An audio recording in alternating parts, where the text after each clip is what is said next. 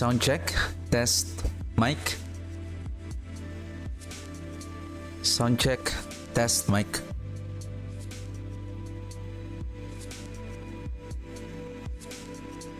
Sound check.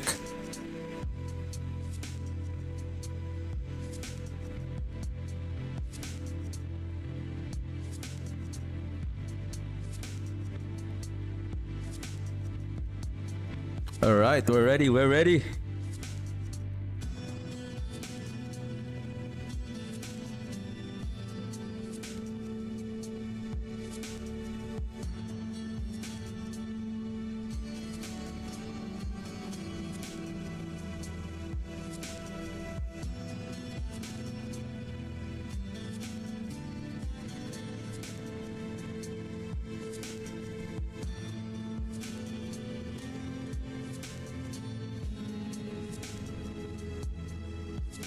And I just realized that the season 9 launch will be on Tuesday, which is holiday here.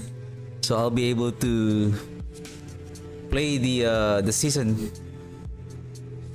I would say at the time it will be launched. So excited, and I have read the patch notes,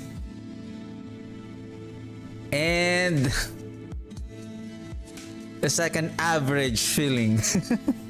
Still exciting, but we'll see. We'll see. We'll see.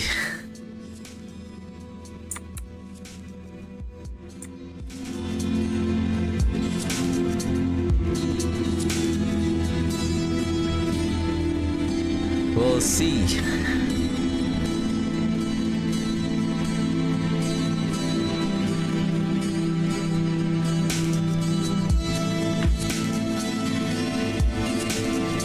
I guess this will be like how many minutes?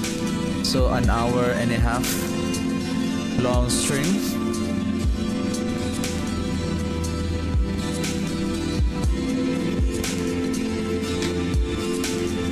Then tomorrow we'll be browsing the updated seasonal mechanic, the Sins of the Horadrim,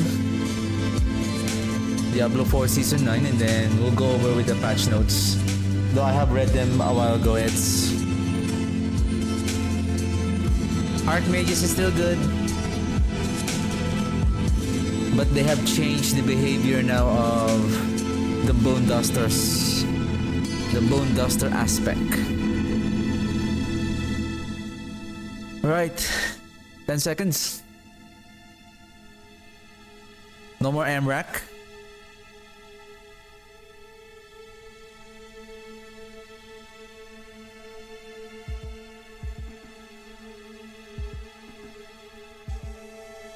Hello everyone, and welcome to our latest developer update stream. Today we're going to be getting into everything coming with Season 9, Sins of the Horadrim in Diablo 4. My name is Marcus Kretz. I'm a community manager here at Blizzard Entertainment. Adam Fletcher will not be in today, although I can assure you he is 14 feet to my left, crushing Celsius at an alarming rate. We got a great show for you today. We will be jumping into everything coming with Season 9. We've got a familiar cast of faces here today. We've got some lovely people. Today I'm joined by Miss Aislinn Hall. Aislinn, do you want to introduce yourself and tell everybody what you do on the Diablo team? Yeah, absolutely. So hi, I'm Aislinn. I am a systems designer working on the Final Design team. Typically I work on seasons. Hi, I'm Charles Dunn. I'm a class designer working on the Final Design team, also working on seasonal updates for all the class design stuff. Hell yeah. And coming in hot all the way from downtown Albany, New York, Mr. Dan Tangway, welcome back to the stream. Hey everybody, yeah, thanks. Good to be here. So I'm Dan Tangway. I am the design director for Live Surfaces. Nice. And things aren't too hot in Albany these days, Dan? It's cooling down. There was a heat wave earlier. Electricity went out. No AC, no fun. Well, AC's back. We're good to go. We're good to party. Yeah. That's fantastic. And what better to party That's with not than, good. very exciting to say, we've got a Heat Twitch wave drop is to not stream. that good. So, yeah. if you have Twitch drops enabled on your account and you're watching on Twitch, you'll be able to snag the Lacunai's Pupil two-handed Sorc staff. And the really exciting part about this staff is that it's got a nice crystal kitty on the end. So if you're a big cat fan like myself, you can watch this stream or any other eligible stream in the Diablo 4 category for 30 minutes, and you'll be able to claim that. We do have some FAQs for Twitch drops on our blog that announce the stream, so if you're having any issues, go and check it out. And no, you cannot watch the stream muted. You have to have us unmuted and listen to our beautiful voices to collect that stuff. So enjoy. To give you a little overview of the stream, it's been a while since we chatted since the Season 9 PTR. We're going to give you a bit of a refresher on the overview. What does Sins of the Horadrim bring? Our necromancer cannot wear the staff. Updates, some PTR changes, and then we're going to get into some Q&A towards the end of the stream. And so, in terms of what questions we're kind of looking for the Q&A section, you know, something like what are the goals of seasonal class updates is a great question. Anything that's really speaking broadly to like the why of how we do things. You know, if you want the nitty-gritty changes, you can go check it out in the patch notes. But we're looking for, you know, nice and broad questions. I asked Dan what kind of question you might want to hear from chat, and he said, you know, do they prefer affix or affix? So, you know, some other things to chew on for that. But yeah, stick around towards the end of the stream. The community team will be grabbing your questions, and we'll look forward to answering those. Absolutely. So yeah, but without further ado, Sins of the Horadrim, they've been sinning. How have they sinned? We're going to find out. Dan Tangway is going to walk us through everything coming with this season and tell us what the Horadrim have been up to and why are we dealing with their past choices. Yeah, let's do that. So, graphic here, and this graphic be pretty familiar to a lot of you, but that's going to cover all of what Season 9 contains, and it is a lot. So, Season 9, Sins of the Horadrim. First up, you're going to get a new quest line, new seasonal quest line. But then again, we have the I'm going to go over reliquary a little rewards. bit about the premise behind that after I get through this massive list of things. Next up, seasonal content. So, as you saw in the PTR, we've got Horadric Spellcraft, and we've got Horadric Jewels. Both of those systems are pretty deep, and I'm going to kick it over to Aislinn after I'm done to chat through those. We also have a new season journey pet named Dante. He's a good dog, but he certainly doesn't look good. But he'll be available, as will new reliquary rewards, which I feel are pretty self-explanatory. But then we're really excited to bring to you some permanent updates to the game as well. This is something we've heard a lot of feedback from y'all on, and we want to make sure that we were delivering it moving forward. And that's making sure that whenever we make updates to major systems, that those updates appear in both the seasonal and the Eternal Realms. Sometimes we'll call this evergreen, but at any rate, a lot of updates to Nightmare Dungeons that apply to both realms. We're going to talk a bit about Horadric Strong Rooms. We're going to talk a bit about escalating nightmares, and some new Nightmare Dungeon affixes as well. And of course, we will talk about the Astaroth boss battle. Now, finally, we've got a lot of new loot and class updates that are coming to Season 9. That's something that Charles is much better suited to cover than I am. So we'll kick it over to him, and we'll probably finish up with some quality of life updates. So, let's jump into story. Let's see, I think we got a graphic. Yes, we're gonna start with Astaroth. So, for those of you remember, Astaroth is somebody we have faced down before in Diablo 4, but he's got a bit of a backstory that's pretty important to Season 9. So Astaroth is the Charred Duke. He's the guardian of the Cathedral of Hatred. He serves Mephisto. Somehow, not sure entirely how, but somehow he escapes hell, and he starts laying waste, burning down Skosglen. Wants to make it as his own private hell. Now, clearly, you know, the Druids of Skosglen will not put up for that. And so they partner up with a Horadric mage named Donan, which we will see in our next slide here. Now, Donan, here he is with those Horadric mages, or rather, with those Druids. He's the mage. They band together and ultimately defeat Astaroth. Now, well, sort of. Because much as what happens with powerful demons, Donan decides to trap Astaroth in a soul stone and buries that soul stone deep inside the earth. Was it his And as son we all that, know, soul stones are ticking time bombs. And so by the forgot, start of Diablo 4, that Lilith is the planted situation the, we're looking at.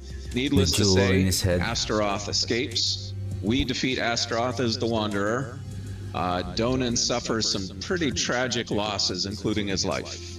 And so in Season 9, this is our starting point, and there's something else going on. Something else is stirring in Skosglen, and it's up to us to discover what's going on. So, we are going to partner up with Briona. I believe we've got a image of Briona next. Now, Briona is a druid.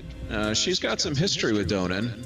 She doesn't particularly like him, and so you'll learn more about why that is as you're traveling with her. And your first stop on your travels is up to Eldheim Keep, where there's been a lot of demon activity and you need to save some villagers. And at Eldheim Keep, you're going to make some pretty important discoveries for this season. I think we have some footage of that. So up in Eldheim Keep, you're going to be entering the keep, and on the floor where there's some demons fighting over it, you're going to see what is known as a Horadric Wayfinder. And this Horadric Wayfinder is pretty special. It's going to help you figure out where there are Horadric secrets buried deep within Nightmare Dungeons, and it's going to tug you in those directions and provide you clues and hints. So we'll see a little bit of that in action right now.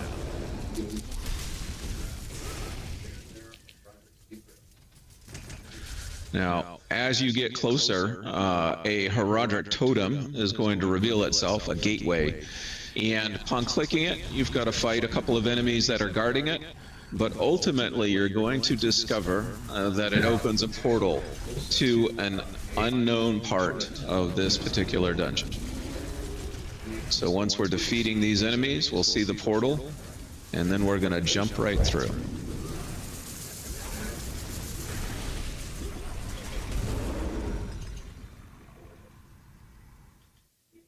And so now we're inside what is known as a Horadric Strong Room. Now, first up, you're going to learn a little bit of the Horadric Strong Room mechanics. We've got a pillar here, and this pillar is going to help you gain more of what is known as attunement. And attunement is the score, essentially, for the Strong Room.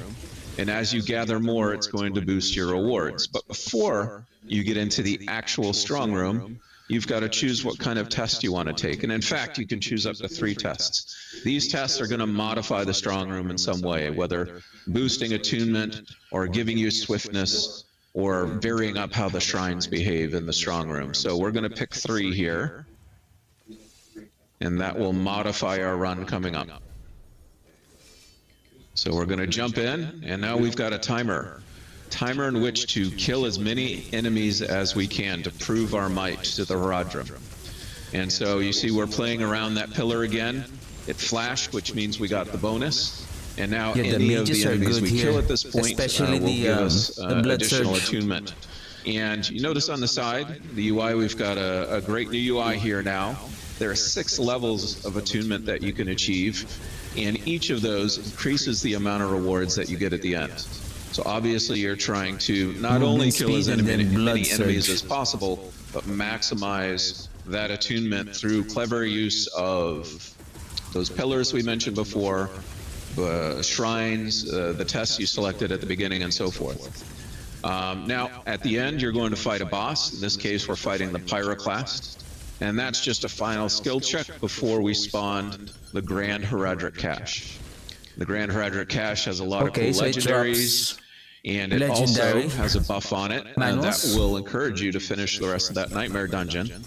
But also importantly for our conversation, it's going to have something else. And that something else is an Escalation Sigil, which you'll see in your inventory here. Now, this Escalation Sigil is important because this is the other big gameplay system that we've introduced permanently for Season 9. So let's talk about the Escalation Sigil for a bit. Now, this is going to spawn a series of dungeons. And at the end of that series of dungeons will be a boss if you're in the Torment tiers. So let's talk a little bit about the affixes, because we've done a lot of work on those. You see our starting affixes here. You get 1 positive and 1 negative. Now, the positive one is Equipment Delve. This is going to give you better loot drops as you go through. Also got Hunters. Hunters is a new affix, probably a little refurbished. I forget what it was called before, but this increases the monster speed of traversal and of attack against you. So that's not going to be too fun. Now, when you get to the end of that dungeon, because I believe in you, you guys can get to the end of that dungeon. In addition to Equipment Delve and Hunters, you're going to get Forgotten Wisdom and Waller Elites. Now, Waller Elites we all know and probably hate. I don't like them that much. Forgotten Wisdom is actually going to spawn XP wells around the dungeons, so you get an extra boost of XP as you're going through the dungeon and complete your run. So let's see the escalating nightmares in all their glory. So this is a new run here. This one actually, we've got Horadric Bestiary, which is going to boost the amount of rep that you get for this particular run. And it's also got Khazra Hordes. Now, Khazra Hordes is actually modifying the enemies in this case. There's a lot more Khazra. They've taken this up as their home, and they're a lot more powerful in this dungeon. And so you, of course, defeat the Khazra Abomination at the end. And note that we've spawned a portal. So you don't need to go back to town. You don't need to go into your inventory to continue to run. You can just continue it from right here. And when you click on it, you see what you're going to get next. So we're going to jump right in and load up the next dungeon here. And as we jump in, we're going to find, you know, if we were reading the thing before, that there's actually a guaranteed strong room in this dungeon. So that's pretty cool. And that's going to give us a chance What if to you actually are double full dip of on equipment rewards. And so on you're going to find a lot of inventory? interesting combinations to really make these I guess you can escalation still sigils port as out. efficient as possible.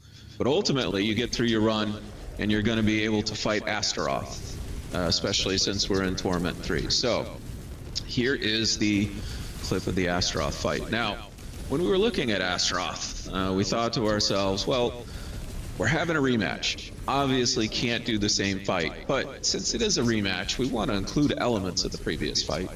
And so, you know, the fight starts with Astaroth astride his mount, and all of this part of the fight should be pretty familiar to you at this point. But then we want to start changing it up, and what better way to really create the feeling of a rematch is now that you get to fight Astaroth one-on-one. But, you know, even though the Amalgam is down, he's not out this time. And so the Amalgam is sitting in a pool regenerating, creating a hazard that you need to manage, while you also need to fight Astaroth. Of course, he can cheat and walk through the pool, but you can't. And so that's how the phases will escalate for Astaroth. And within the escalation sigil version of Astaroth, you even get new affixes and things like that that modify the fight even further. So we really tried to make this kind of a unique twist on a boss fight, something that you haven't seen before. And with that, I think I am done covering the Nightmare Dungeon section of this update. So I'm going to kick it over to Aislinn, and Aislinn is going to go pretty deep into spellcraft and jewels. Yeah, absolutely. Thank you so much, Dan. And I'm so excited to go into those Nightmare Dungeons, those strong rooms, and especially the escalating sigil dungeons, because it's going to be a freaking huge burst of rewards. It's going to be great. It's going to be hard, too. Those Waller Elites are going to be a pain. Yeah, especially when the affix stack up run over run throughout the escalating nightmares. It's going to be quite intense by the end. It can get very intense. That boss fight will be crazy. So yeah, now these are going to present their own sets of challenges. So of course, we need to utilize the Horadrim's power in order to overcome those challenges. So with Season 9, we have Horadric Spellcraft. So there's a lot of different components to Horadric Spellcraft. So we're going to go over a quick overview and then dive a little deeper into how exactly it works. There are 3 different things that comprise the entirety of your Horadric spell. You're going to be crafting a Horadric spell in Season 9. You're going to need a catalyst. The catalyst is effectively the core of the spell. It tells the spell that it's going to be a celestial storm of stars, or it's going to be a beam of arcane energy that disintegrates your foes. And then secondarily, that catalyst needs to have a damage type. So you need to infuse it with one of 5 different elemental damage types. These can be fire, lightning, frost, and poison, and I'm not going to remember the last one. And yeah, so that determines the elemental damage type of the spell, and it also gives it some nifty extra effects too. And then finally, there's Arcana, which are just like extra extra bits and baubles you can add to go even further into customization. So like you can probably imagine, this is the build your own spell kind of power. And each one has a ton of unique utility as well. You're going to be able to disable various enemies' elite affixes. You're going to be able to garner powerful effects for your own build, like vulnerable or crowd control. There's tons of stuff you can do with it. So without further ado, let's jump into how exactly that works and how you'll be slotting it. So on the left side here, we have Celestial Surge. That is the tooltip for one of the 5 catalysts that you can actually equip. It is the one that causes a star storm to fall on enemies. On the right-hand side, we have the Smoldering Ember, which is an infusion. So this will make Celestial Surge a fire version of the catalyst. So you will need to slot Celestial Surge, and you're going to have to assign it to one of the skills on your hotbar. But so still in the middle section, and we'll have a video to kind of show this. We don't have a but scaling for basically the you physical assign damage. Celestial Surge to one of your own skills, and when you use that skill, it invokes Celestial Surge with the Smoldering Ember infusion applied to it. So let's take a look at what that actually looks like. So here we are, kind of tinkering with our Horadric Spellcraft in the UI. We're going to equip Celestial Surge, and we're going to assign it to our rightmost skill, which in this case is Lightning Storm, I believe. So whenever we cast Lightning Storm and Celestial Surge is off cooldown, we are going to cast Celestial Surge in addition to channeling Lightning Storm. Now, we can't use Celestial Surge, like I said, unless we have an infusion equipped. So we are also additionally going to equip Smoldering Ember and make that Celestial Surge a fire version of itself. And Dan, luckily for you, this makes it so it destroys Waller elites as well. So for anyone else out there that also dislikes Waller elites, this will cause Celestial Surge to break those walls down, which is pretty great. It will also turn off Chilling Winds as well. So yeah, now we have a functional spell. So let's go in. We're casting Lightning Storm, and we also see these stars falling. Not a very fun time for them, but a pretty great time for us. Everyone explodes, and we have a good day. Awesome. Now, there is a third component to Horadric spells. It is called Arcana.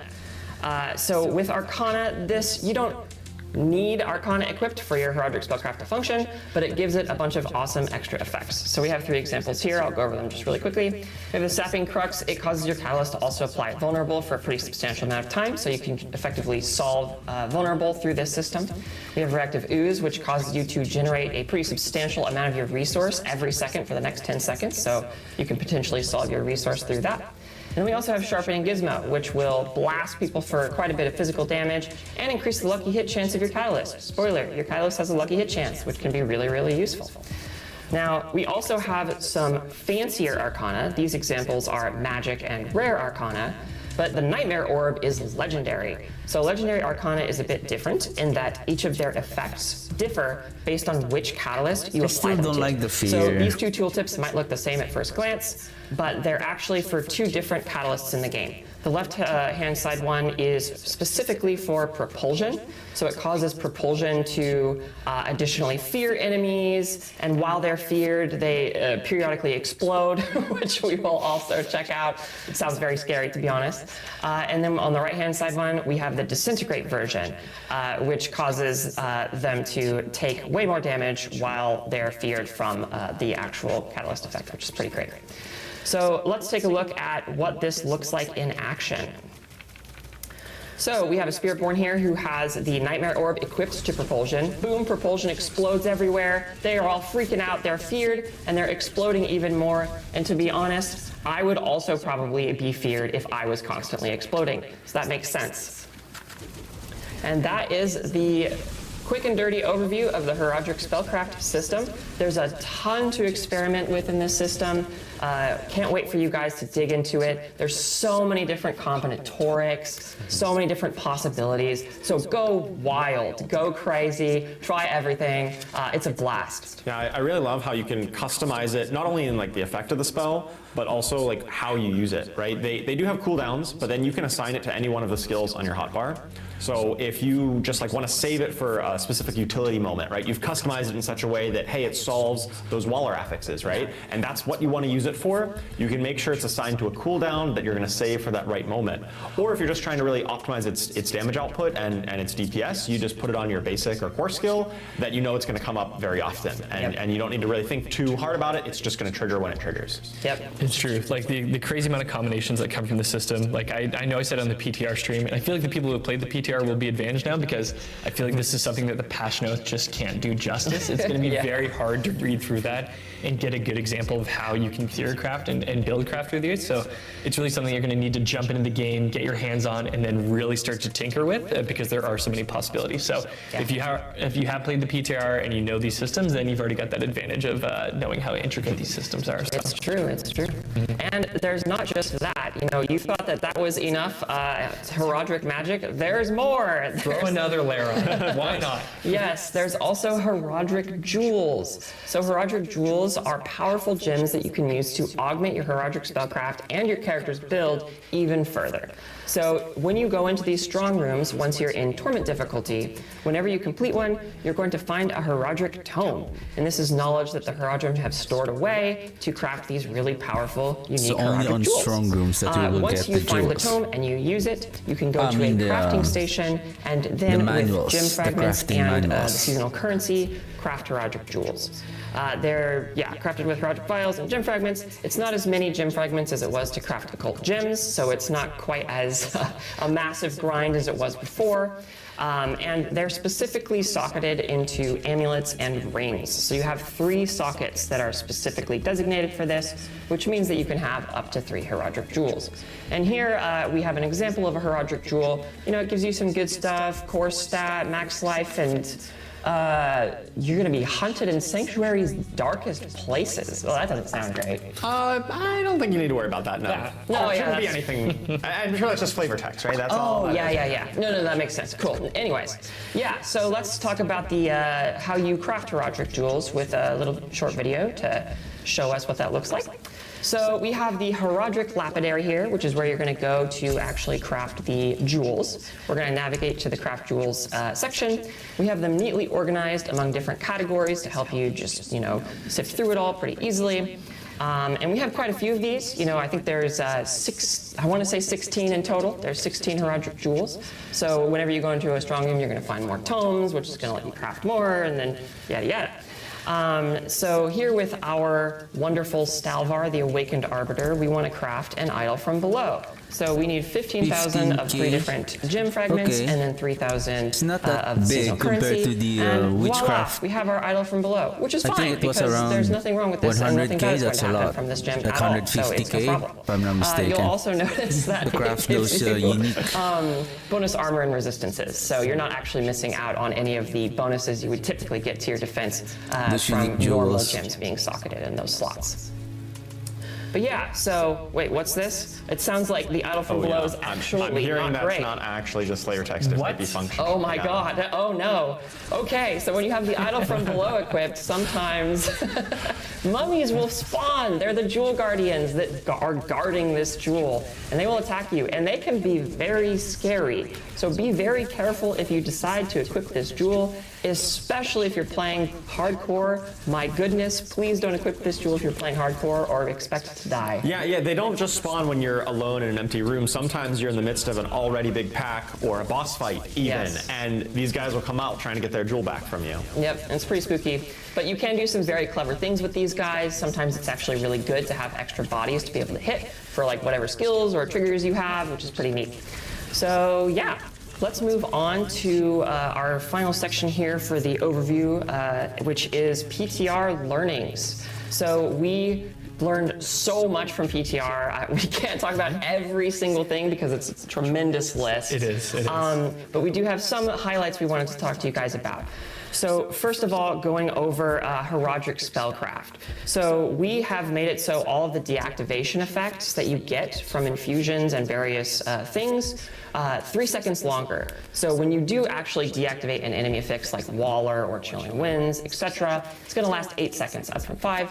This is because we want to make sure that it feels as punchy as possible. When you do get that deactivation, you have a good amount of time to take them out and counterattack them. Secondly, we want to talk about the change of Siphoning Gizmo Gizmo to Sharpened Gizmo. So we found that Sharpened Gizmo was challenging for us in the sense that like we want to maintain the competitive integrity of the game. That's like really important for us. And Sharpened Gizmo was Siphoning Gizmo. Siphoning Gizmo was on the Gizmo. PTR. Yes, sorry. Was problematic in a variety of ways. Yes, it was problematic in a variety of ways. And we also saw the Sharpened Gizmo, which is the new one, as an opportunity for a more physical-focused Arcana, because we knew that that was kind of missing from the PTR, and we heard a lot of feedback about that. The next thing I want to talk about is the Propulsion teleport change.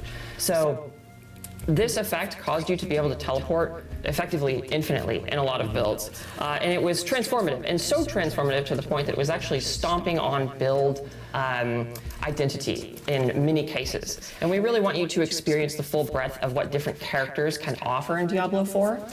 We don't want it to all be condensed down to like one thing, right? Yeah, when you're playing a different class and a different build, you want your gameplay to feel meaningfully different. And these, the Horadric Spellcraft here is kind of a complement on top of what you're already doing. It's a unique utility.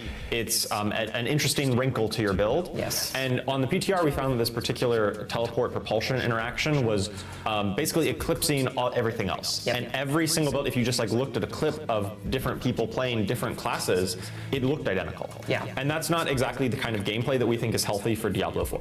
Yeah, we want to make sure every build has a different silhouette and feels very different and textured. So that's really important to us. Another thing I want to talk about is that Disintegrate has a much wider area now. So before it was kind of a tiny little beam between you and the Disintegrate thing, but now it's much bigger. So you should be able to disintegrate many more enemies with it, which is great.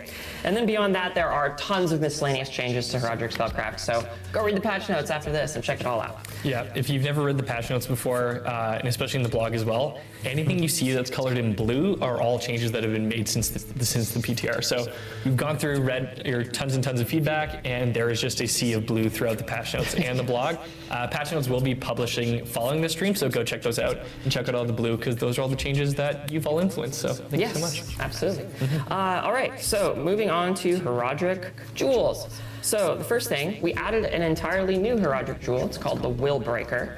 It speaks directly to physical damage. We heard that a lot of Season 9 is focused on elemental damage, which is amazing and awesome and wonderful. But we also wanted to give physical builds some love and some tools to play basically around with. this season is more on the So if you lean want to smash toward people the with your elemental hammer or blow damage. people up with bones of the necromancer or whatever, that's for you.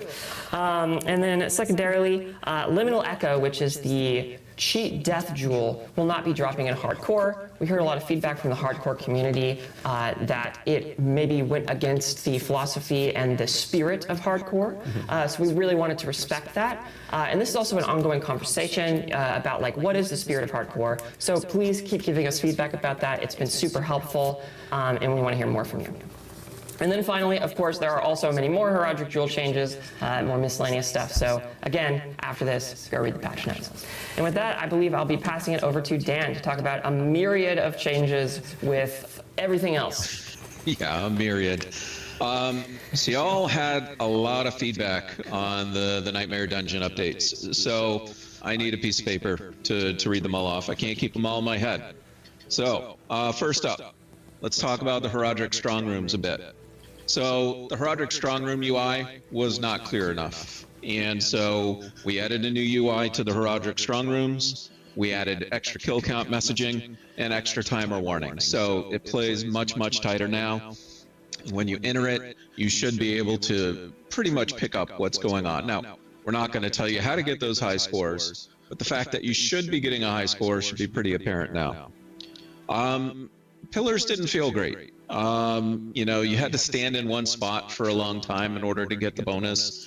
So, we've made the pillars faster to complete, made the radius a bit larger, and now all 4 pillars will also be available at the start. So you can better choose what your path through the Horadric Strong Room is going to be. We also heard from a lot of you that the Strong Rooms really didn't support blasting well enough. And that comes in 2 flavors. It comes in challenge, and then it comes in the fact that Strong Rooms were overstaying their welcome a little bit. So we've added a pit-style death penalty. If you die, that timer is going to get knocked down, and you're going to have less room to earn. We've added additional ambushes as your attunement. We set the activity length to 100 seconds instead of 120 seconds. And also, if you should hit that max attunement, we're not going to force you to run out the timer. We're just going to spawn the boss right then and there. Now, a number of you also commented on Blood Bishop again. So we hear you. We built out a pool of bosses, mini bosses rather, that should spawn at the end of the strong room. And there's actually going to be a surprise or two in that pool as well. And then finally, there wasn't enough incentive, we thought, for you to actually complete the Nightmare Dungeon after doing the strong room. So we've added a buff. Now, if you remember from the footage, you saw the Grand Heraldric Cache. It actually had a buff symbol above it. And so opening the cache will give you that buff, and you can carry that buff through the end of your Nightmare Dungeon run and get a bonus on the rewards that you'll get there. Now, let's talk about escalating nightmares a little bit.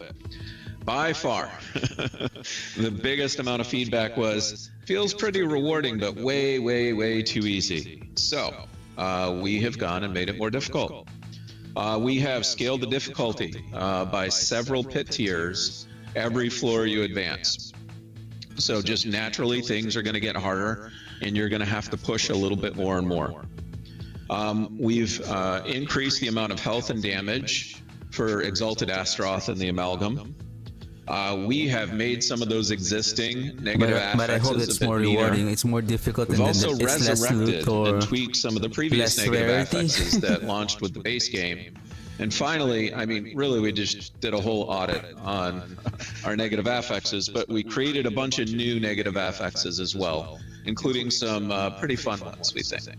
So, let us know what you think, of course, about the difficulty of that moving forward in any of these, because again, these are permanent updates, and we want to make sure that they, really feel good. Other things real quick that we did. So we boosted the scalable rewards to match the increase in difficulty. So as things are getting more difficult, we still want to make sure that the rewards are keeping up, that we don't tip in the other direction. It was a little hard to notice the gizmo that's on the floor that allows you to jump to the next dungeon, so we just opened the portal automatically, which you saw in the footage. The escalating sigil didn't stand out enough, so it's got a beam now. It's got its own art, so that feels pretty good. And then finally, we had asked a question during the PTR. Do folks want to have to wait until Torment 1 in order to be able to do escalating nightmares? And we heard from you, and you said, no, we don't want to wait. And we agree. So we actually created a pre-Torment version of the escalating sigil. It's not as rewarding because you're not in Torment. And it won't feature the Astaroth boss fight at the end. The Astaroth boss fight, the Exalted version, has been tuned specifically for Torment. So we wanted to make sure that that was preserved. But still, you should get a good sense of escalation pre-Torment if you're lucky enough to encounter one of those as you're leveling up to 60. And that's it for the list here. Again, please keep giving us feedback. We love to hear from you, and we want to keep improving the game. So back over to you guys in Irvine. Fantastic. Thanks for walking us through that, Dan. And yeah, I mean, it's been, we had the PTR early in June, so it's been a while since we had it, but yeah, we received such a ton of great feedback. Oh, yeah. And yeah, Dan, it sounds awesome. The strong rooms are punchier, the escalating nightmares are more nightmarish, and Dan made a great point too. Those are going to be permanent additions to both, excuse me, Eternal and Seasonal realms. So we do really want your feedback on that, because it is going to be an iterative and then permanent process, permanent part of the game.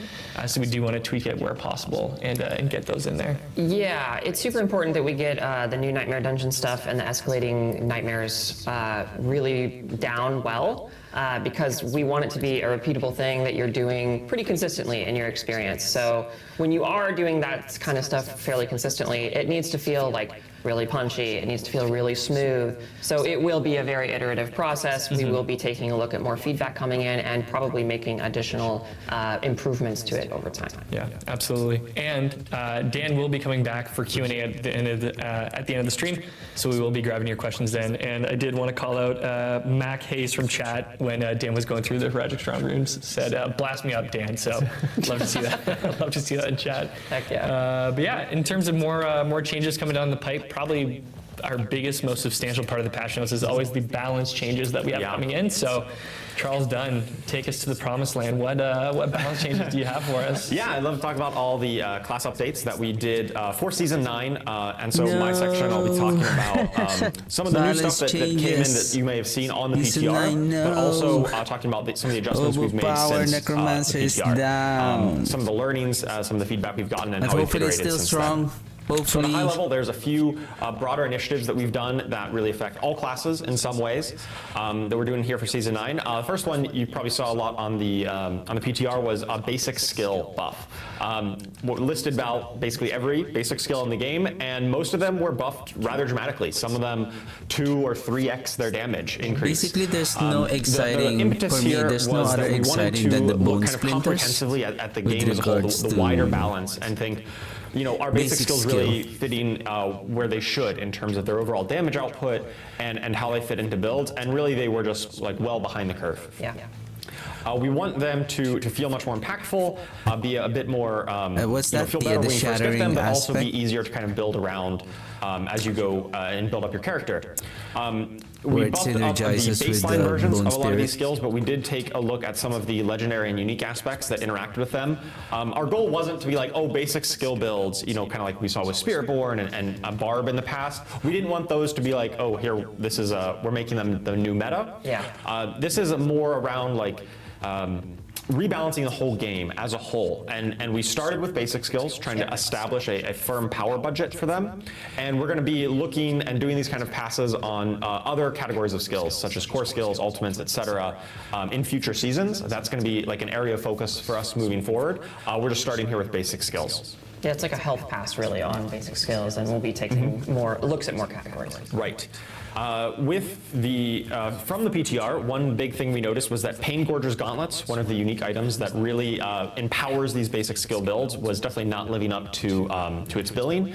It didn't crit or overpower whenever its damage kind of echoed out, and it's supposed to be like a multiplier on your basic skill damage, but really it fell a lot short. So we've made an update so that now Pain Gorger's Gauntlets is going to be able to crit and overpower just like your basic skill damage. So that should definitely be a huge boon to those types of builds. Yes. Speaking of overpower, though, overpower was overpowered, and we have done some nerfs to it. For the past few seasons, overpower-based builds have been definitely dominating the top of the meta, and it was definitely crowding out builds that really couldn't utilize that, things like dot-based builds or others. Yeah. So with that in mind, on the PTR, we tested an 80% reduction in the additive damage calculation of overpower. Not to get too in the weeds here, but there's kind of like an additive amount of damage that's based on how much fortified life and maximum life you have built up. We've just removed that completely. We tried an 80% reduction in what it was, and we decided it's still too strong, it's still too complicated, and we just removed that portion. So now when you overpower, you're going to do up to 50% bonus damage, just like a critical strike, but that's kind of going to be the end of the calculation there. We still anticipate, you know, if you really want to, the biggest damage number hits are still going to be when you crit and overpower at the same time, but it's not going to be that you must overpower or else nothing else matters. Right. It's just going to be in that same kind of bucket as critical strikes. Yeah, So there's it a is certain point now- where something becomes so powerful So that that it occurs. is where it's now like, if you not didn't based do that, on the then nothing life, else like the matters. way And it that starts used to to kind be of before. erode the whole game experience. Yes. So you don't have to And invest finally, we in did a life. pass on all the key passes in the game, much like the basic skill. So you can kind of just audit that we invest in did. We looked critical at all the strike key passes damage. and really wanted to look at some of the ones that were like outliers. They caused some of our builds that were 10, 100x stronger than other builds. A lot of times that came down to key passives that were scaling or interacting in ways that gave you far more benefit than some other key passives on other classes. And so some of those ones that had kind of that uncapped scaling, we added in caps to make sure that they don't get completely out of control. And ones that were like definitely underperforming, we did some rather substantial buffs to them to help bring them up to kind of parity across the board. So definitely I'll be touched on that a little bit later as we get into individual classes. So let's get on to the individual classes, starting with Barbarian. So our goals for Barbarian this season how I understand is it now, definitely like, a meta refresh on The exactly overpower is the now the Barbarian same meta. as the For critical past few strike seasons, damage, we've just like seen, it has a its lot of own earthquakes, a lot of dust devils, bucket a lot of of multiplier the summons being damage. really It dominant. doesn't And those rely are now cool, on your but life. A lot of the Barbarian's core fantasy is around It's like hitting the more people we with stack weapons, life, and so we decided, okay, then we we need gain more to do some nerfs overpower to damage. earthquakes Now and you some of the have other this effects set that aren't of quite as, multiplier physical, hitting with values, and then weapons, that and buff up multiplier things like values, like, Whirlwind it and Hammer being increases things that your are a lot more damage. core to Barbarian's Then- base fantasy. Then it will Absolutely. crit. With that in mind, we also got the new unique item, the Hooves of the Mountain God. Let's take a look at that here. This is the new unique boots item that is going to allow your basic skills, which I just talked about, to cleave. So once you hit maximum fury, you're hope it's going to still start good. rapidly draining that fury. overpower And while of the you're in kind of this Necromancer is draining still state, good. your basic skills are going to cleave and do massively increased damage. And luckily, you're spamming out your basic skills. That is going to restore your fury and is allow you to keep in this state as long as you stay in combat and stay fighting enemies. Yeah, and what I really love about this What specific happened now unique is is that like typically the you try to overpower solve damage your is resource it's in just a build, an- but with this, it's a you try different to multiplier stack as much of mechanic. it as possible, so you Yeah. can stay in the mountain god state or whatever you want Yeah. to call it as long as possible. Instead of the Yeah, and you idea gotta stay in combat, you gotta stay of hitting people building with your more basic skills to keep tankier, going. while It's really quite powerful, and I think it'll really enable some of those basic skill builds that we were talking about, you're especially with the doing updated Pain good Gorgeous Gauntlet. offensive damage. We've got a clip of this in action. Your bard walks up to a big old pack of skeletons, hits them with bash. Good old bash skill cleaving through the hordes and throwing them against the side of the canyon here. Yes, very good. A new unique to enable basic skill builds. Not just bash, all of the basic skills will cleave with this. So find out which one works best for you. Yeah, Frenzy. Can I hear any Frenzy enjoyers? Yeah, indeed. All right, let's move on to Druid here. So the Druid updates this season were mainly focused around Pulverize as a kind of a main skill that we wanted to look at. I'll get more into that as we talk about the Rotting Lightbringer in a moment, the new unique that talks with Pulverize. But ever since the PTR, we also realized that it was still underperforming baseline, so we've done some buffs to Pulverize just its raw damage output, as well as refactored some of the upgrades on it just to move around that to better work with the build with Rotting Lightbringer. But it wasn't just that, we also did a variety of other buffs on Druid. We know that Druid has historically, for the past handful of seasons, been probably the worst class in the game, certainly in terms of representation, how many people are playing it, how late into the end game, how strong they're getting. It's definitely fallen behind the pack. Yes. And so with that in mind, we've done buffs to a wide variety of the Druid builds. I can't just say any particular buff. It's a handful of legendaries and uniques and skills that got buffed up just to bring the whole class up a little bit. So let's take a look at that Rotting Lightbringer, that new unique. We did see this on the PTR, but it has been rather substantially reworked since then. We heard a lot of feedback that it wasn't quite as usable, it wasn't as good as it could be. So the new version of Rotting Lightbringer says that if no puddle is around you, then Pulverize is going to form a puddle of poison that guarantees its own overpower and deals a massive amount of its normal damage as poisoning over time. Yeah, this is really excellent because you can just go around and just make a bunch. Yes, it is no longer tied. It used to have So like a now 10-second Druid has cooldown, which a felt good really bad, multiplier. where you try to Pulverize and you're like, Good oh, the scaling on cooldown's not their up, and then you overpower. move to the next pack and it doesn't work. It was Well, very, the Necromancer it got nerfed. didn't work as well as you had hoped. Yeah. So with this new update, it should definitely work quite a bit better. And every time you do Pulverize, all of the puddles around you are going to splash some of their damage because Well, what's Necromancer better will than be splashing next. poison all around? Let's take a look at this new version of Rotting Lightbringer in action. So you run up, you form a puddle, you move off to the side, you make a second puddle, you can form more than just two, and every time that you Pulverize, all of your existing puddles are going to do that little splash of AoE around them and pulse some more damage. Yeah, so when you're in a room with just a ton of monsters, or like a strong room, for example, Yeah. you can just go around and make a bunch and have some fun in the sun. Or not the sun, because I guess you're in that dark dungeon. Yeah, it is a The nightmare sun dungeon. and the poison comes with you. Yeah, oh, how nice. Wonderful. Okay, let's move on to the Necromancer here. Here we go. The Necromancer, similar to Druid, had a variety of buffs, specifically to Golem builds, Bone builds, and Shadow Golem, builds. Some Bone, of these and Shadow builds buff. were definitely falling behind the rest of the pack on Necromancer and compared to other classes in the game. So we've done Actually, a I'm looking handful forward of to buffs playing to more those minions builds next since season, the this PTR coming to season. bring them up and really help Now to make that them they a bit more mentioned competitive. Golem. Two of the outliers on Necromancer from last season were Soul Rift There and was a Blood buff Wave, on the two of their Hulk ultimate monstrosity. skills I that saw the, just were some Soul Rift changes. in particular just did way too much for any one skill. It dealt damage, but then it gave you a barrier, it gave you resource, it gave you damage, increased all of your other damage output, refilled your potions. And feared enemies. So that's a lot of things for one skill to do. And we love ultimates doing a lot, but that was kind of one thing too many. Yeah. So on this season, we've removed the barrier generation from Soul Rift. And so if you want to get really tanky as a Necromancer, you're going to have to look for some alternate sources to make yourself a little tankier, alternate barrier sources as well. Yeah, we want to give you all the tools you need to solve your problems, but we don't want you to solve all your problems through one of your tools. Right. Yeah, Soul Rift was just doing a little bit too much for that, and that's why it was kind of so dominant, so popular. Blood Wave, another ultimate skill as well. That just did a ton of damage. Its damage output was exceptionally high. Yes. I think part of that was due to the overpower being so overpowered, and so some of the nerfs there would probably bring that down to size. So we expect Blood Wave to hopefully not be the absolute dominant way of playing Necromancer, and we hope that some of those other builds like Golem, Bone, and Shadow have a few other ways of playing. We've also got the new unique, the Hand of Nas. This is a pretty cool new way of playing the class, specifically Minion Necromancer. Let's take a look. So the Hand of Nas gives you more skeleton mages. So if you go all in on your mages, you sacrifice your warriors, you sacrifice your golems, you can now summon additional mages for each minion that you sacrificed. So you can have far more mages than before. Yes. And just like any good RPG, your skeleton mages can get experience and level up. Yeah. So they attack 25 times, basically, then they get it's to level really up to a true. skeleton archmage. So And when they're in the the archmage form, sacrificed they other are harder to minions, kill. the They're gonna warriors teleport and the around in golem safety was if they now get attacked, replaced and their by attacks are going to occasionally the shatter and deal mages. bonus damage to the target and nearby enemies. We can take a look at this in action. You've got your big old backline of a ton of mages. You won't have your skeleton warriors. You won't have your golem if you really want to maximize your mages.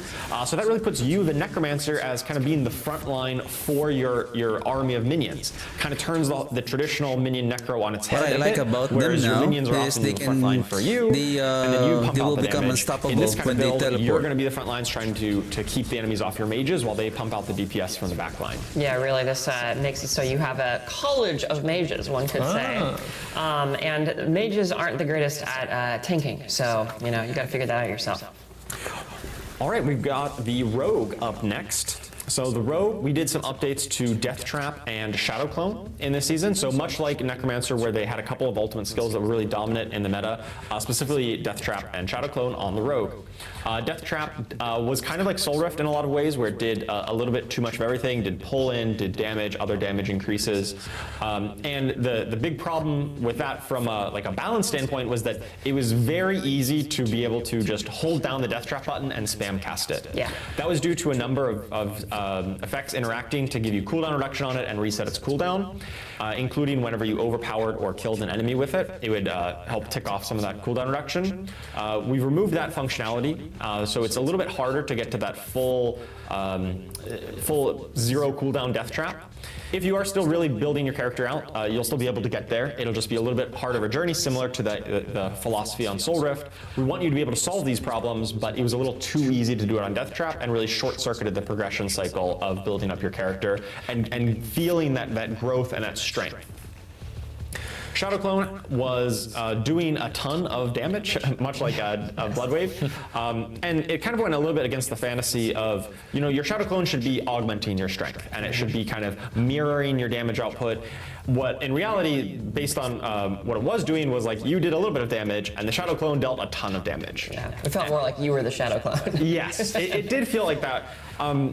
Shadow Clone mimics your effects, but it also changes some of the skill tags that it works with. So Shadow Clone is an ultimate skill, it is a cutthroat skill. So no matter what it's casting, that skill is an ultimate and cutthroat skill. It basically allowed it to access some extra multipliers, some extra bonuses. Baseline, there is a kind of damage penalty on the Shadow Clone, and we've kind of increased that so it doesn't deal quite as much percentage damage, but is still a good modifier to your damage output. And we've also added some damage reduction component to it. So the Shadow Clone kind of takes some of the hits for you, right? Takes some of your damage and gives you that damage reduction instead. We talked about key passive earlier. Victimize is a key passive on Rogue that we have reworked. It was one of those ones that was either like super weak or super strong, depending on the precise tuning. And it really was struggled to get that into to balance it well against other options. And so we've done a rework here where it's damaging vulnerable enemies is going to cause them to do a burst of damage, but then you also deal multiplicative increased damage to those targets after you burst, you trigger that victimize effect on them. And we think this will get it to a much healthier state where it's like more consistently useful rather than all or nothing. And the new unique for Rogue this season is the Death Mask of Nirmatrek. And this one works with your flurry builds. Let's take a look here. So the Death Mask, you can now overexert yourself while casting Flurry. And what does that mean? That is a new term to Diablo 4. It means that if you don't have enough energy, you're going to spend life instead to cast your Flurry. And when you do spend life to cast Flurry, it's going to increase its damage and your attack speed rather substantially for a period of time. So you do get to go real fast, attack real quick, but be warned, the faster you attack without any energy, the more life you're spending, the closer to death you're going to get. It's called a death mask for a reason. Right, we've got a clip of this in action. So you are running through, you are dashing to enemies around, and casting Flurry super fast, even when you are out of energy, and now your life total is going to start draining the more flurries you cast. I never get tired of this clip. It's perfect. It's so ludicrous. It is a great clip.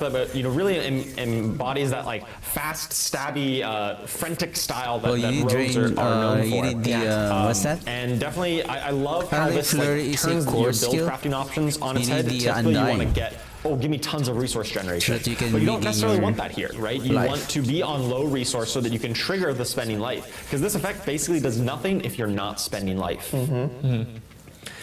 And for all those hardcore players out there, be very warned that this one, it won't actually kill you, but it can bring you down to about 8% life, at which point pretty much anything else will kill you. It will certainly help you die, that's for sure. Hazen, you were talking about running this on hardcore for next season, right? I was. I might be a little crazy. All right, let's move on to the Sorceress.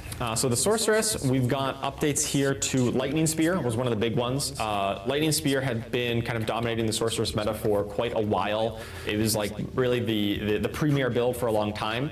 And this had a really interesting situation where out of the box, Lightning Spear was kind of terrible, right? You look at this skill and you're like, okay, how much damage does it do? How many enemies does it hit? What's its cooldown? And you're like, oh, this is awful. Like, it doesn't do anything.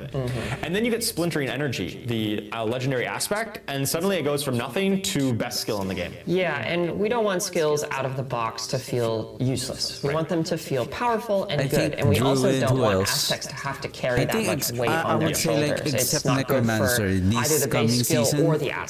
are going to So benefit in this season, we've buffed up the base values of Lightning Spear On the rather seasonal substantially. mechanic. I think it was like 4 or 5 times The fact increased that we got damage. nerfed, but so we've looked at the Splintering Energy we can legendary only get and brought that down advantage rather on substantially. the jewels and to be I clear would here, say our some goal is still that Lightning multipliers. Spear, we do not want it to be the But the best way of infusion- playing Sorceress.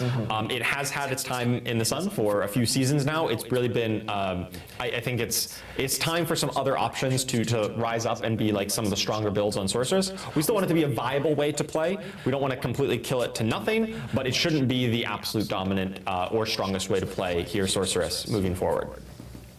To that point, we've updated Icefall and Firestarter. Icefall is a legendary Paragon node that works with your Frost skills. Those cold skills are going to do quite a bit more damage with this. It's just some numerical buffs there. And the Firestarter, that's a legendary aspect that works with your flame skills. You know, the other two builds outside of Lightning on Sorceress.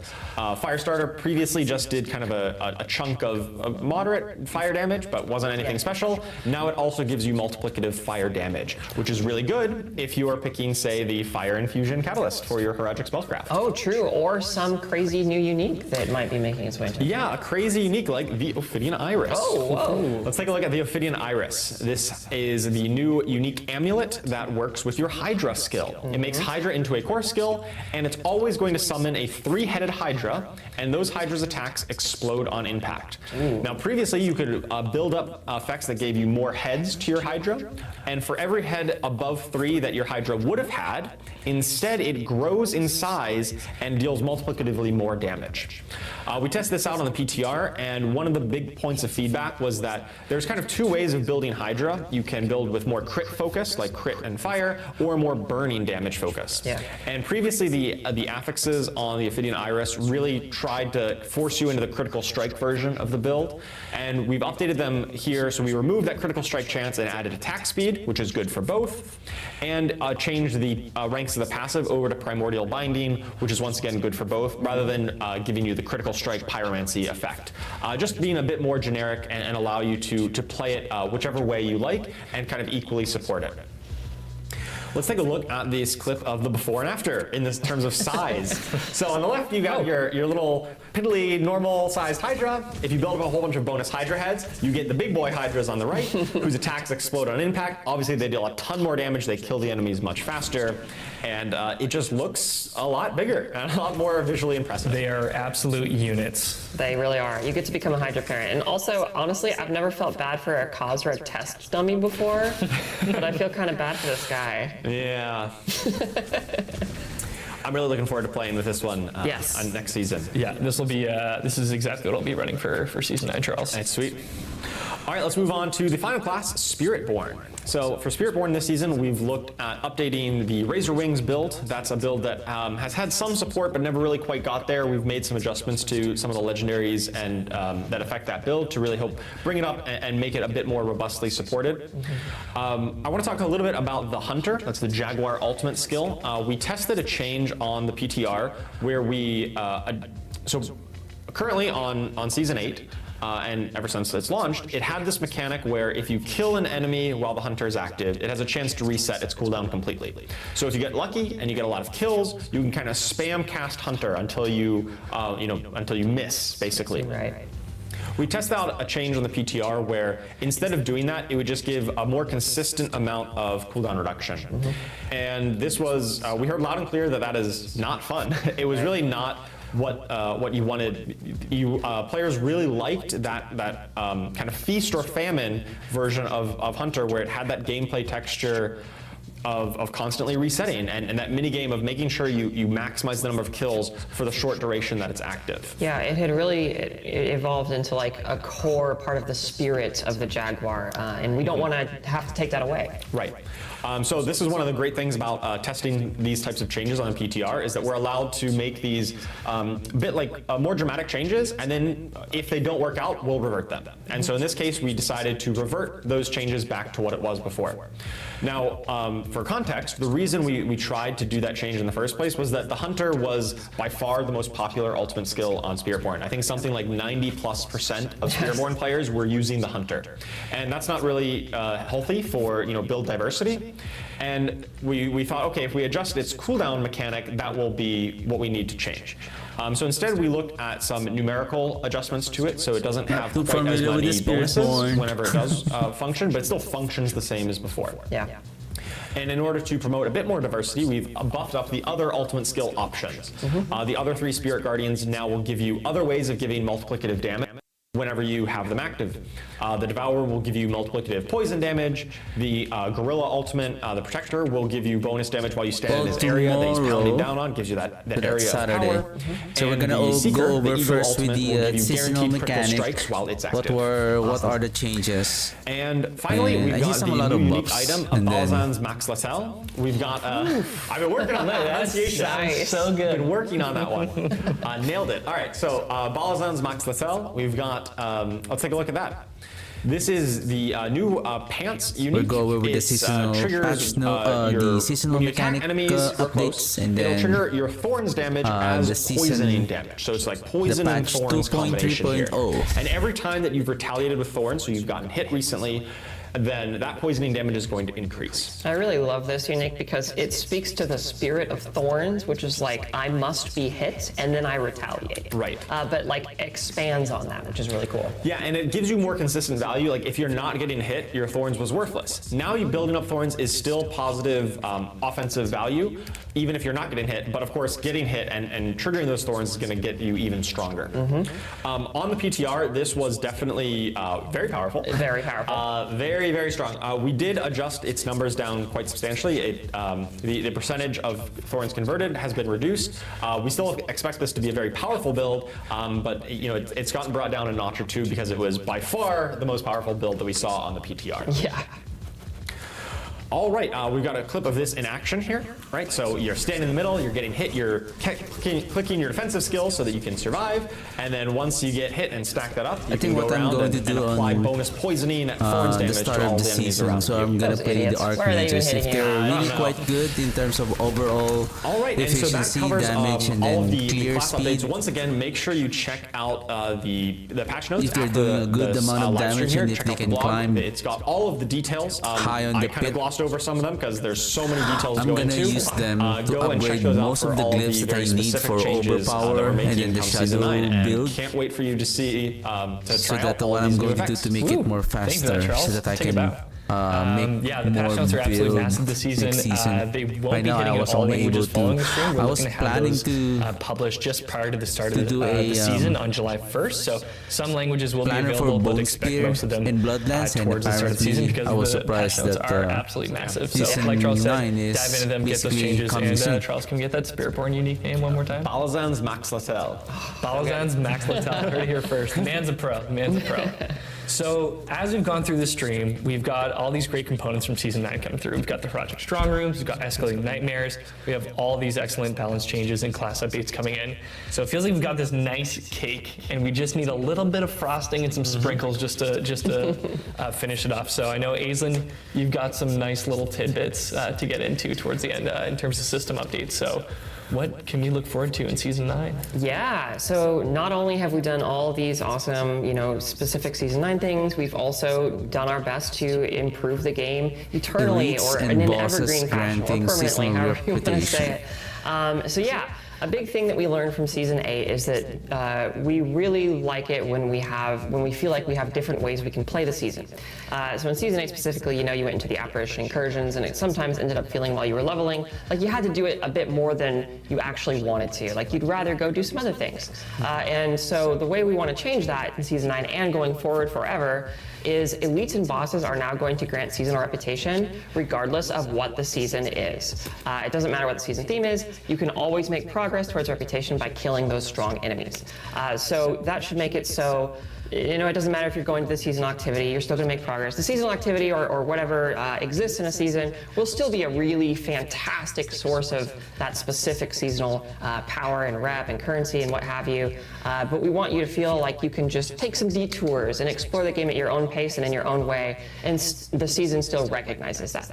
And similarly, we had Lair Hordes grant seasonal currency in Season 8 specifically because it was the season of bosses, but we decided to just keep that going forward because basically all roads lead to lair bosses now. Like you're going to find lair keys by doing a variety of activities. And so it felt like a very ubiquitous place for us to imbue seasonal currency into the game as well. And this isn't to say, this isn't an exhaustive list, right? I gotta wave over here. This isn't an exhaustive list. You are still gonna be earning extra seasonal reputation and seasonal currency from doing seasonal specific stuff too. So it should just be a much larger pool of ways to play. But yeah, so with that said, let's jump into some of the permanent details or permanent changes and details of the Nightmare Dungeon and Escalation Nightmare systems. So Dan already went over this quite a bit, but I wanted to just talk a little bit more about the why and the how of this all. So we added a bunch of new affixes, positive affixes to Nightmare Dungeons. And the reason why we wanted to do this is because we wanted to make sure that when you're sifting through your different Nightmare Dungeons, it feels like you have different options for how you can make progress for your economy. So you'll notice that these blue affixes, like the Herodric Materials Reserve, Gem Reserve, Gold Reserve, they're Gem pretty Reserve, self-explanatory. Gold If you Reserve, go okay. into those dungeons, you are going to get more materials from the chests that appear, or more gems, or more gold.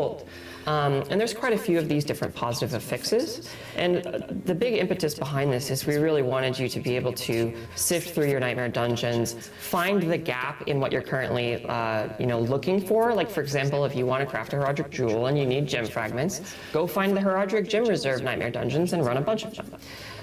And so hopefully this is like a tool that you guys can utilize and really patch up those problems. And secondarily, we also know that if players are going to be going into Nightmare Dungeons much more frequently going forward, that there should probably be a lot of replayability and variety in the negative affix experience too. So it kind of feels a little different and cool. So we really took our time.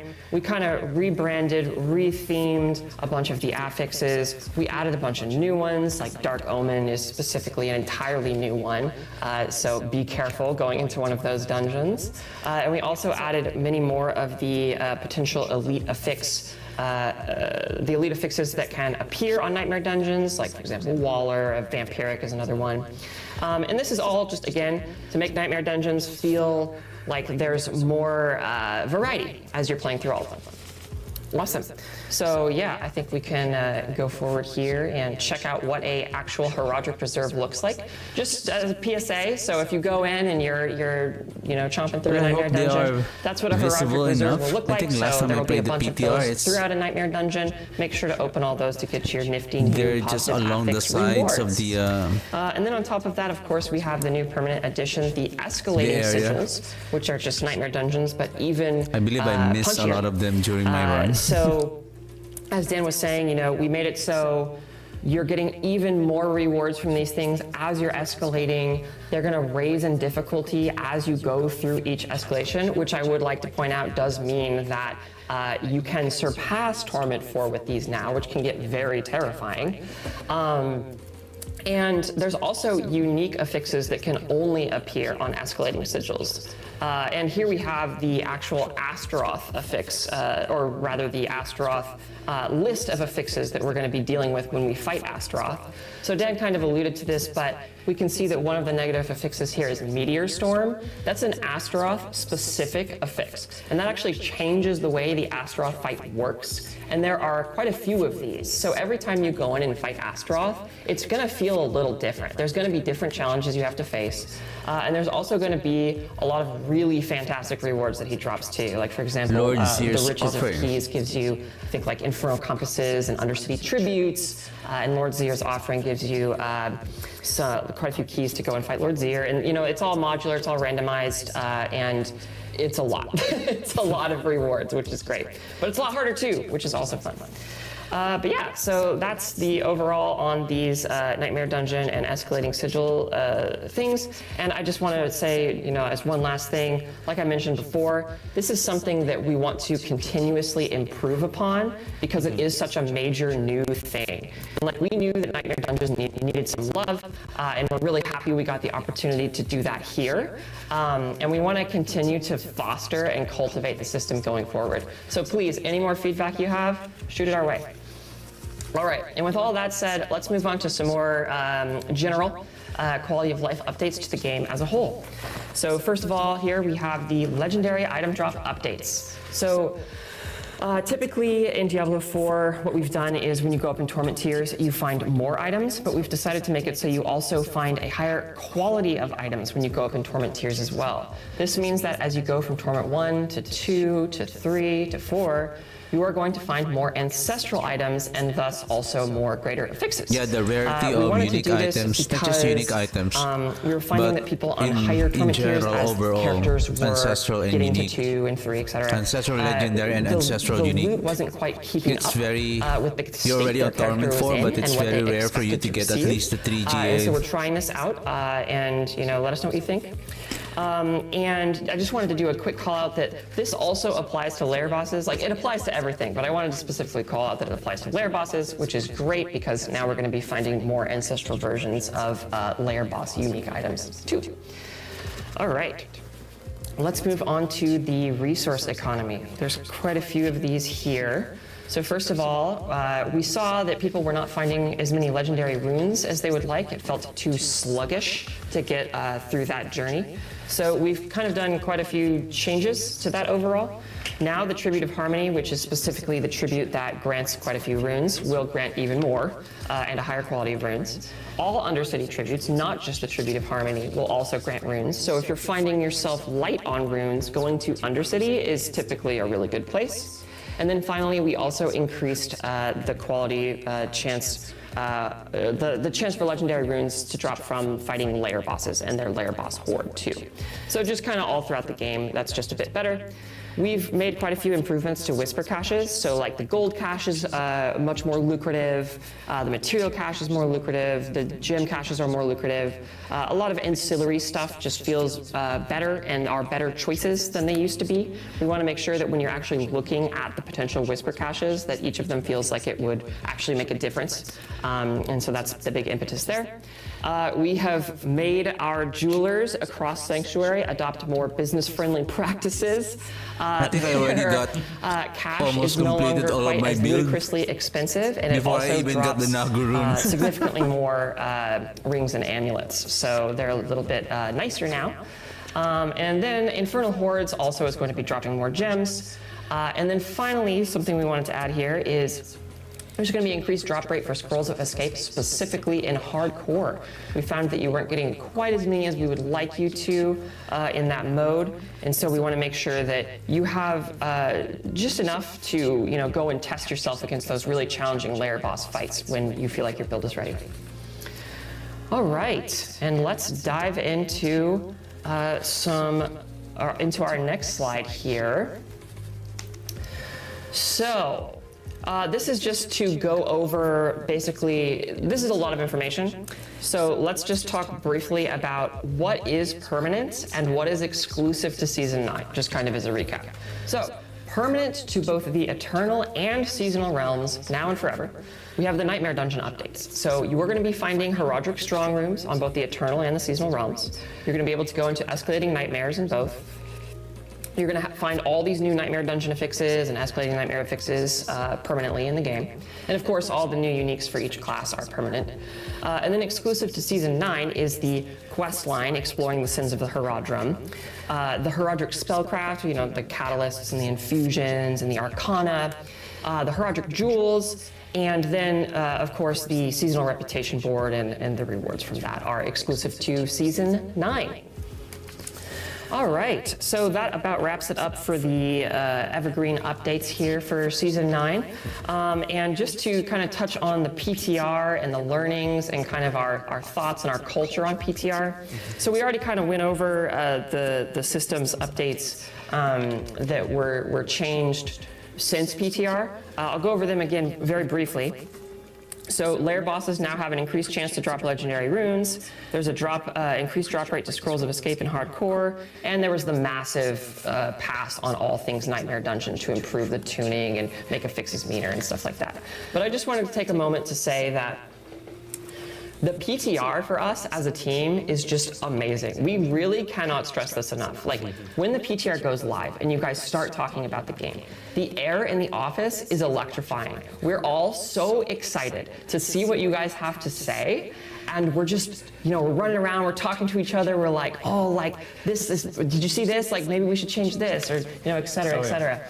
And it's just great. It's great for the vibes. It's great for the game, and just a heartfelt thank you from us to you for helping us make Diablo as good as it can possibly be. Yeah, we absolutely love reading all the feedback, watching videos that people post, or I think it's post okay online on for social the media or other places. shorter season right now. On our forums. If It's they're really making amazing substantial to see changes, players like now, trying out the new stuff. hopefully and by giving next feedback season, on what's working, what's not. I think and then we really do most listen and players are adjust based on expecting that. more And we try to find the best change, ways of especially delivering on a the really high master quality working. experience every Like the season. reset. And the PTR is really instrumental for us to be able to do that that. instead It of absolutely resetting, is, like if and, you are like, at masterwork this rank season 8, was wild when you for reset, PTR it updates. should We not made be so many going down to changes, 0, but and just it was going down just to super 4. helpful to hear everything you guys had to say.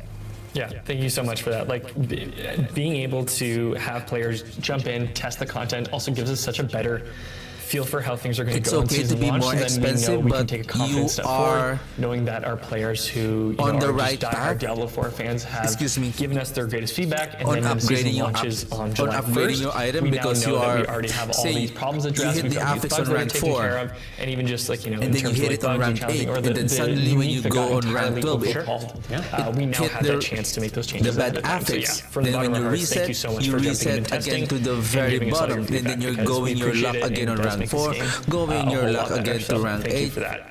And that brings us closer to the end of our show. We've got some excellent Q&A lined up for you. So we're going to bring Dan back from Albany, and we do have a few questions lined up. The first thing that we do want to ask our devs here is, for the Herodic Spellcraft, are those powers account bound? Are they partition bound? Or do you need to level them up specifically for each alt? Yeah, so they're going to be partition bound. So on, for example, seasonal softcore, if you make a new character, you'll have all your progress from your previous seasonal softcore character. So it's partition bound. If you make a new seasonal hardcore character, you would have to find the new Herodic Spellcraft, but then any future seasonal hardcore character you make would have access to that same progression.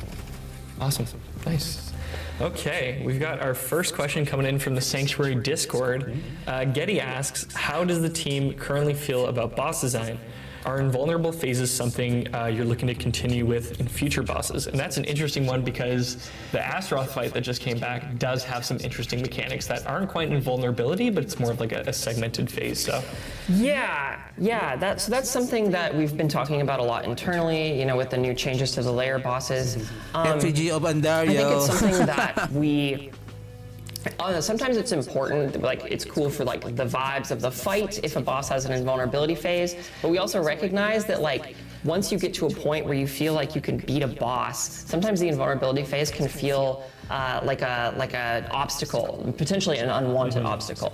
And so the team has definitely been exploring some ways that we can create that similar feeling without necessarily putting a hard stop on a fight. Yeah, there's definitely some examples even already in the game where it's like, hey, if you're able to kind of beat a DPS check and you're able to get the boss like down to a certain amount or kill it before the phase, then you're able to do that. That's definitely one good example that we're definitely. I think if your build is strong enough, let's say kind of it's really replicating strong some other, enough. boss fights. nice. Well, Okay, Charmed Chaos. A good Does the example is strong room time Andario. count against the dungeon's completion time, you can or are already they kill her. separate? It's okay for her to do a one round of her Dan, you want to mechanic. take that one? Oh, was that the question? I'm thinking.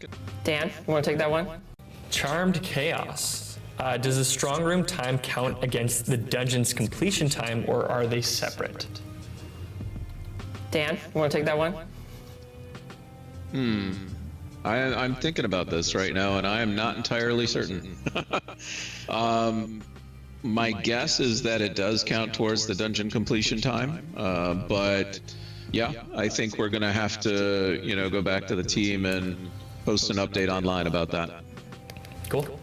I guess it's a philosophical question of, is the strong room its own realm? Like, are you, Yeah. defying the logic of where you are in the dungeon? Or, you do blast through it pretty quick, which is good. But then, you might take your time leaving it or going back in to find some more goodies. So yeah, that's an excellent question. I've got another one from Why So Blue Panda Bear. Don't be sad, Panda Bear. At Diablo, do we still get Obdicite in these escalation Nightmare Dungeon runs? Oh, yeah, you do. There's also even there is an affix that increases the amount of Obdicite you get. And again, also the escalating Nightmare Dungeon runs scale. So scale with rewards, and difficulty. But as you go up and up and up, you just get more Obdicite and the affixes become better. So if you find like the extra Obdicite affix later on, it's like showering Obdicite. It's a lot. That's unreal. That's absolutely unreal. This one's for you. Might be for Aislinn. The Bird King. Has anything been confirmed about GA or general greater affix rates going up at higher torment tiers? Yeah. So that slide we had talking about the increased quality per torment, they will be going up, yes. You're going to be finding more ancestral items, and so consequentially you're going to be finding more greater affix items and items with more greater affixes as well. Unreal. Thank you for that, Aislinn. Screamheart at Diablo, question for Q&A. Will we start to see seasonal power systems incorporated into the base game? There have been several that I was fond of that could add depth.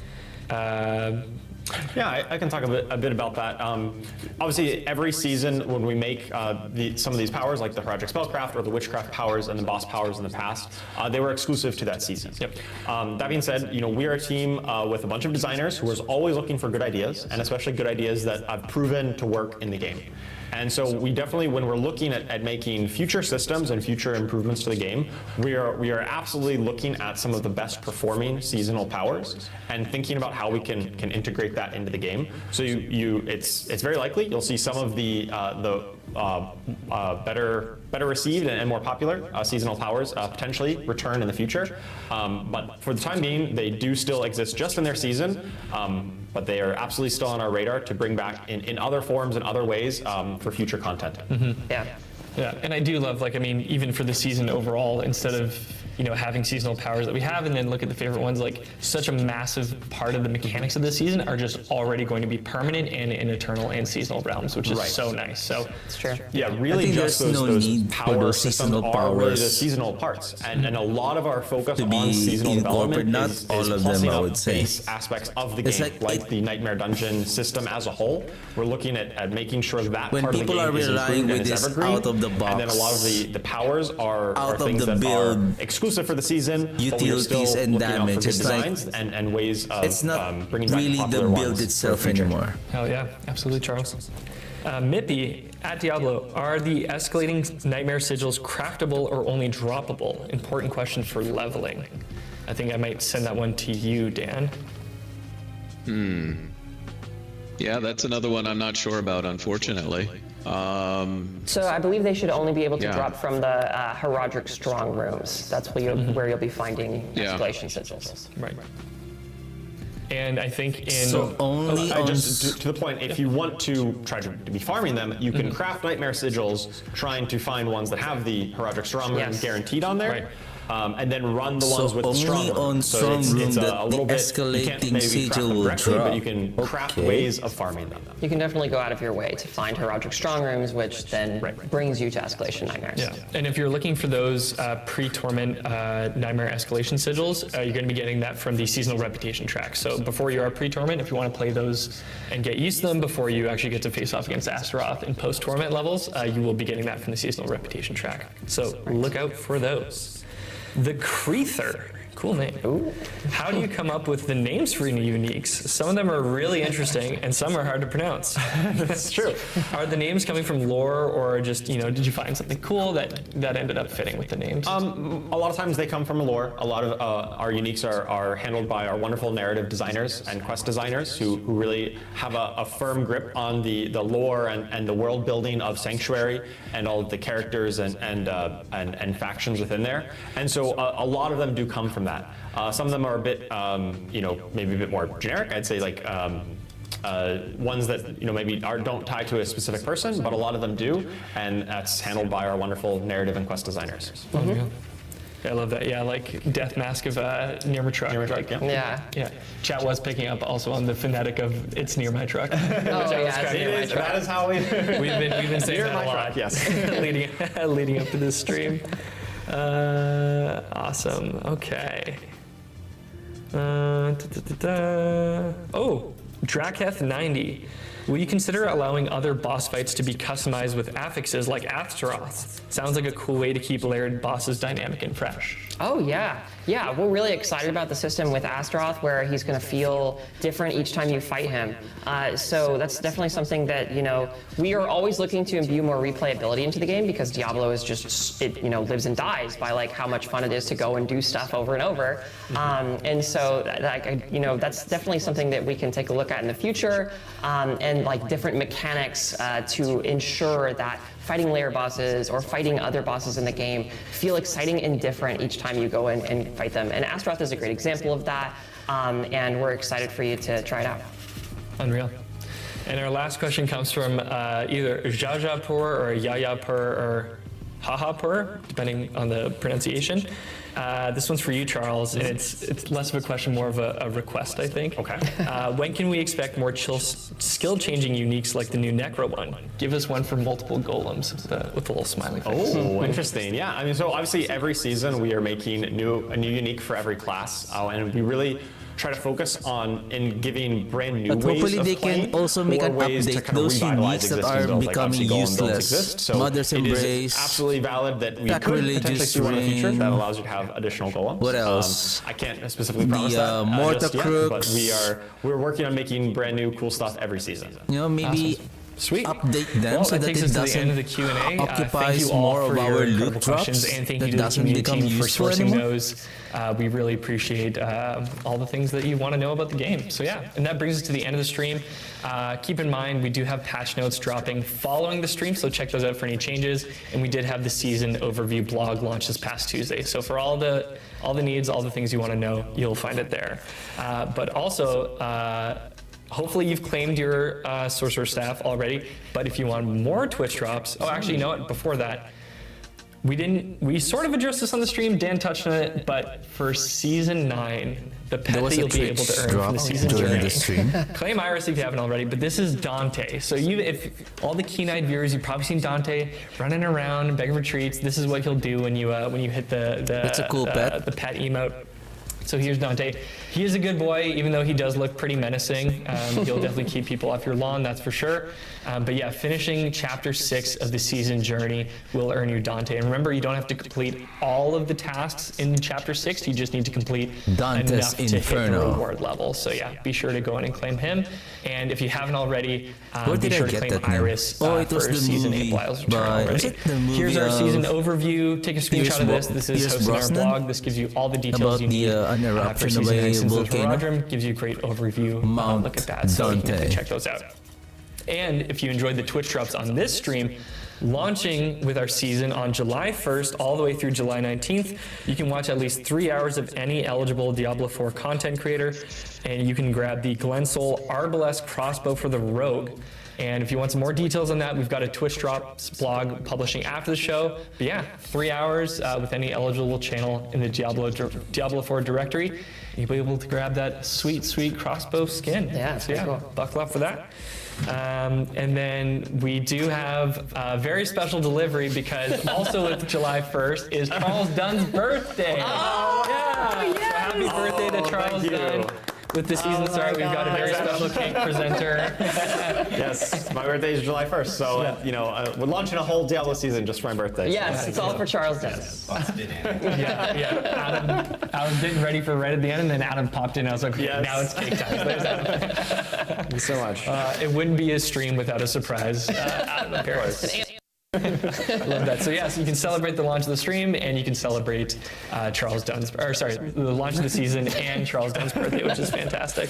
And then following the stream, if you did have some more questions or you just want some more Diablo 4 content, Aislinn Hall is going to be joining Nacho in the Sanctuary Discord for another edition of Burning Questions. So Aislinn's doing double duty today. Right after the stream, she's running back to her desk and then jumping in the Sanctuary Discord to answer all those burning questions with Nacho. And we will be rating Nacho's stream following this one, so you can stick around and just check it out here if you'd like that as well. Yeah. I do want to give a huge thank you to everyone involved with the stream. Thank you to production for putting everything together. Also, for those of you at home, thank you for being here and joining us. I can't believe, I think Rich called it out. It's our 29th stream for Diablo 4, which is just crazy. Dan sticks around 3 hours later on the East Coast, so Dan's been staying up late with us throughout this week. So you all don't get to see how busy Aza and Charles and Dan all are, and they dedicate a lot of time out of their schedule to be here. So we really do appreciate you being here, and thanks for tuning in. So yeah. July 1st, Season 9 Sins of the Harajam is launching. July Check out those 1st, patch notes following the holiday. stream, and we'll see you all in Sanctuary. Awesome. Thanks, everyone. Thanks, guys. See Bye. ya.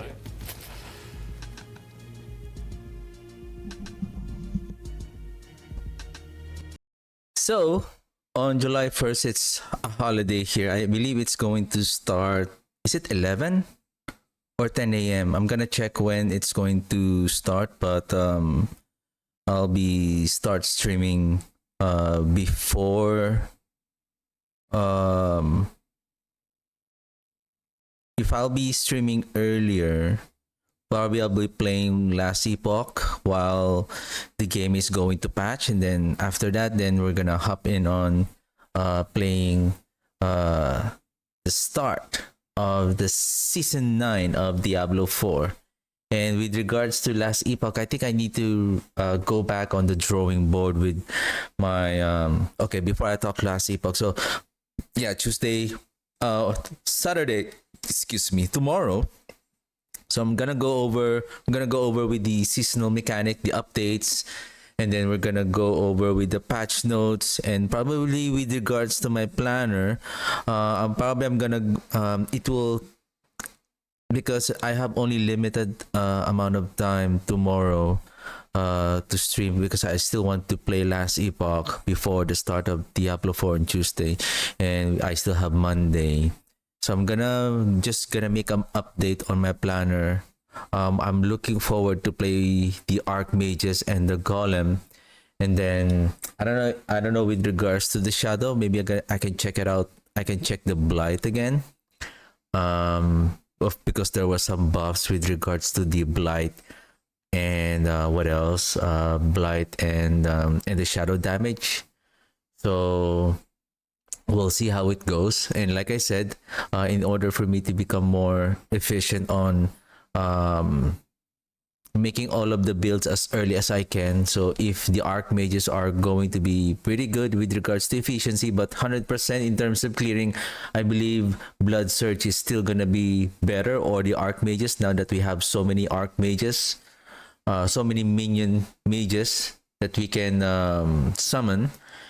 So if they're pretty good, then we can just use them all throughout on upgrading the glyphs. If we're gonna move forward with a new build, we're gonna still use that particular build, and then just keep upgrading the glyphs, so that when we move forward on a different build, then at least we have all of the glyphs upgraded, and then we have most of the items, so that we can just keep going masterwork, and then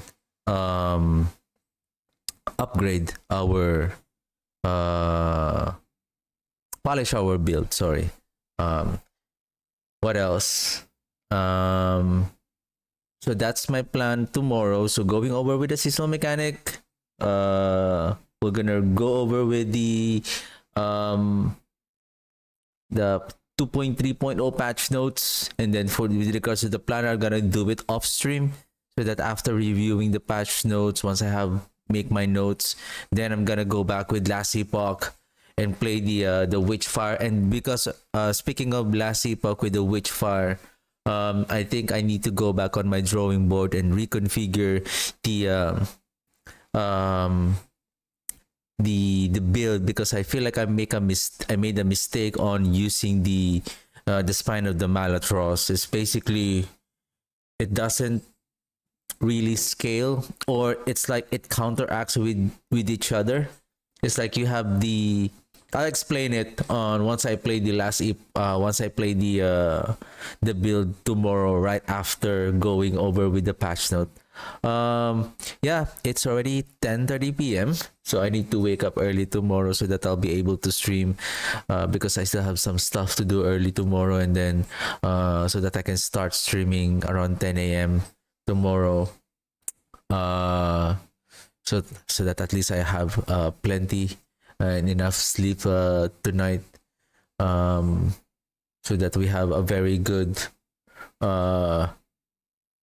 are pretty much well rested before we start the stream tomorrow at 10 a.m. So that I'll be able to stream right on time. So again, seasonal mechanic, patch notes, and then last epoch, and then Sunday I'll just go over with. I'll be doing off string and polishing those planners. So most likely Golem and then Archmages. So basically starting with the Archmages and then probably Bone Spear, the Blood Spear, and then let's try the Golem and see how it works. And then probably we're gonna try the Blight and see if it's still strong enough. And yeah, we'll play last epoch. Then last epoch still on Monday. Then Tuesday, holiday week, I believe I'll be able to stream. I don't know if I can play at 10 a.m. or 12 noon. We'll see. And then yeah, I'm excited on season 9. How many days? 4 days from now. It's not that far. And yeah, excited on season 9, and yeah, we'll see how the build is going to perform on season 9 after all of the changes and nerfs. And we'll see this new mechanic, the Nightmare Dungeons, and the updated Nightmare Dungeons and the escalating Nightmare Dungeons. So I think that's it for me today, and I'll see you guys tomorrow.